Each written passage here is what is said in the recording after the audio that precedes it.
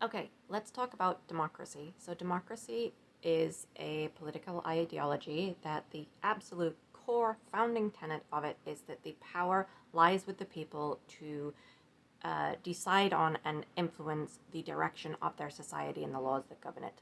So, the US is a democracy. It is a type of democracy called a representative democracy, in which we elect representatives who then represent us in the legislative body.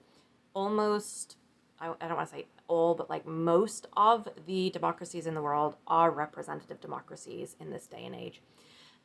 Core tenets of democracy include citizen participation, so citizens voting.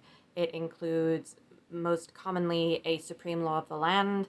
So in the US, that's our Constitution. It includes, and this is very important, foundational human rights that cannot be impinged upon by the majority. So this, even if the majority wants something, they cannot impinge upon certain rights.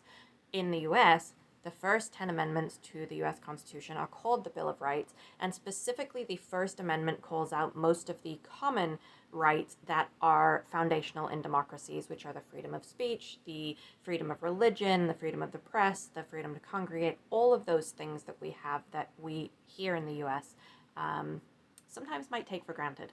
Now, you might also have heard the US talked about as a republic. So a republic and a democracy are not the same things. However, there are a lot of overlapping things that go along with those.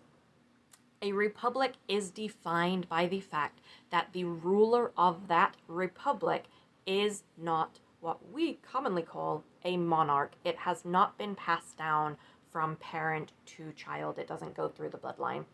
So you can tell that the US, we elect our leader, we elect our president. That means we are a republic. Now, you can have democratic republics, you can have democratic not republics. And a key way to look at that is the UK has a representative monarchy in which the people of the UK vote for their representatives who do the governing, they make the rules, but the figurehead of the UK is the king. Highly symbolic, very little power, actual power. The US, on the other hand, we are a democratic republic. We elect our representatives and we have all of those rights. We do not have a king here. Democracies do better across the world, economically, socially, education, research, any way you want to measure it. Those countries that are more democratic in nature do better as a whole. The more you know.